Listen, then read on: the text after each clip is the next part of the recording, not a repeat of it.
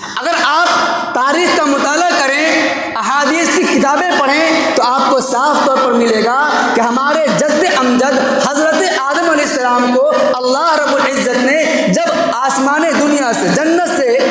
خروج فرما کر کے دنیا میں بھیجا تو سب سے پہلا قدم ہمارے ملک ہندوستان میں پڑا۔ ہم انہی کے نسل سے ہیں، اس لیے ہم یہ گارنٹی کے ساتھ 100% یقین کے ساتھ کہہ سکتے ہیں کہ بھارت دیش ہم مسلمانوں کا جائیداد ہے، ہم مسلمانوں کا خاندانی ملک ہے، ہم مسلمانوں کی باپ کی زمین ہے۔ یہی وجہ ہے کہ جب ہندوستان و پاکستان کا بٹوارا ہو رہا تھا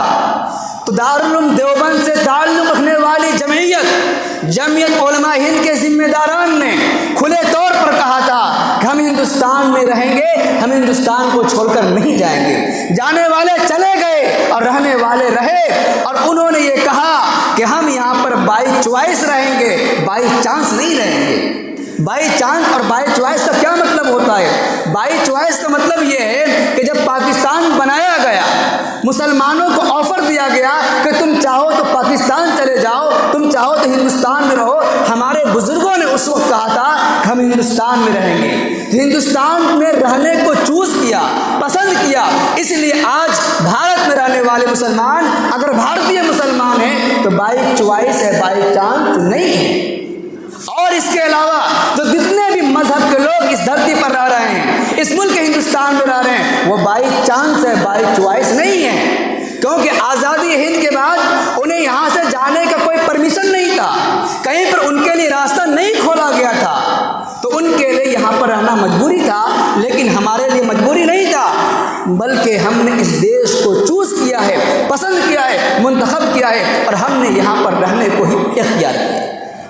اس لیے کہ ہمارے بزرگوں نے کہا کہ ہمارے باپ دادا کا ملک ہے، ہم اپنی جائیداد اور زمین کو چھوڑ کر کے نہیں جا سکتے۔ صاحب ہدایہ ایک ہدایہ نامی کتاب ہے، مدرسوں کے سلیبس میں پڑھائی جاتی ہے کتاب، اور بہت ہی اہمیت کی حامل ہے۔ جتنے بھی فتوے لکھے جاتے ہیں، شاید تمام فتووں کی جڑ مانی جاتی ہے یہ کتاب الہدایہ، 4 موٹی موٹی جلدوں میں۔ جلد نمبر 4 میں کتاب الشفا اور زمین جائیداد کا مسئلہ ذکر کیا گیا ہے۔ کتاب الشفا میں صاحب ہدایہ رحمہ اللہ نے اس بات کی وضاحت کی ہے کہ باپ دادا کی سرزمین کو چھوڑنا انسان کے لیے سب سے مشکل ترین مسئلہ ہے۔ یہی وجہ ہے کہ جب ہندوستان غیروں کا یعنی انگریزوں کا غلام بن چکا تھا، انگریزوں سے چھٹکارا دلانے میں 1857 کی جنگ آزادی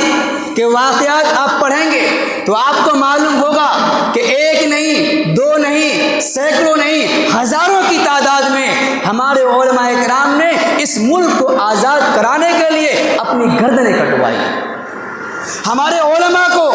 سور کو ذبح کر کے اس کی جو کھال ہوا کرتی تھی، اس کھال میں علماء کو لپیٹا جاتا تھا، اس کے لپیٹنے کے بعد اسے آگ میں جلا دیا جاتا تھا۔ چاندنی چوک دلی کے اندر ہے، آپ جائیں تو راستوں میں درخت پڑیں گے، تمام درختوں میں علماء کرام کی گردنیں لٹکی ہوئی تھی سولیوں میں۔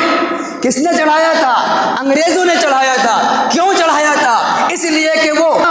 جنگ آزادی میں اپنے آپ کو پیش کر رہے تھے، انگریز ظالموں سے اس دیش کو آزاد کروانے کی جد و جہد کر رہے تھے۔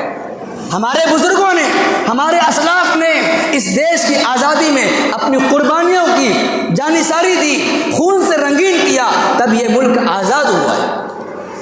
اگر کوئی شخص جنگ آزادی کا اتہاس بیان کرے،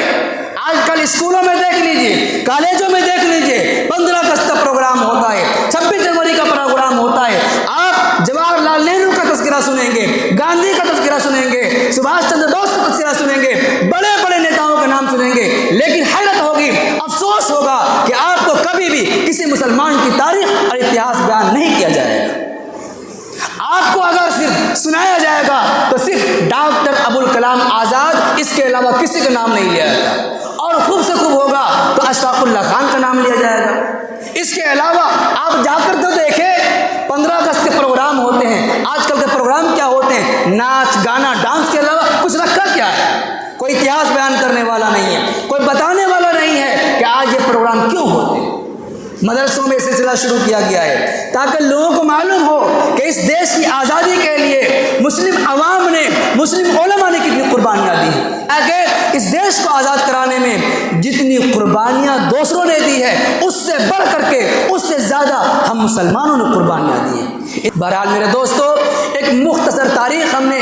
وضاحت کے طور پر تو نہیں کہہ سکا، ایک اجمالی طور پر ہم نے کہا کہ اس دیش کو آزاد کرانے میں ہم مسلمانوں کی قربانیاں ہیں، اور ہم مسلمان اس دیش کے اندر بائی چانس نہیں بلکہ بائی چوائس ہیں، اپنے اختیار سے ہیں۔ اور یہ ملک جب آزاد ہوا تو اس ملک آزاد کو جمہوری بنانے میں ہمارے علماء کی عظیم قربانیاں ہیں۔ اس لیے وہ لوگ جو ہم مسلمانوں کو شک کی نگاہ سے دیکھتے ہیں، ہم پر طرح طرح کے الزامات عائد کرتے ہیں، وہ کان کھول کر کے سن لیں کہ ہم پہلے بھی وفادار تھے، اب بھی وفادار ہیں اور ہمیشہ کے لیے وفادار رہیں گے، لیکن اس کے سرٹیفکیٹ کے لیے ہم آپ کے محتاج نہیں ہیں، ہم آپ کے محتاج نہیں ہیں، ہمارے بزرگوں نے قربانیاں دی ہیں۔ میرے دوستو، تاریخ بہت طویل ہے، ہم نے سوچا کہ اس ہفتے صرف اجمال کے طور پر کام چلایا جائے گا، جب 15 اگست اگلے ہفتے آئے گا تو انشاءاللہ کچھ قربانیوں کا ذکر کریں گے۔ 1857 میں جن لوگوں نے قربانیاں دی ہیں ان کے حالات ہم ذکر کریں گے، اور بہت ساری قربانیوں کا تذکرہ باقی ہے۔ آج کے دن صرف اتنا خیال رکھ لیں، جو لوگ اسکول سے تعلق رکھنے والے ہیں، خدا کے واسطے، آج کے واسطے جب بھی اپنے اسکول میں پروگرام کریں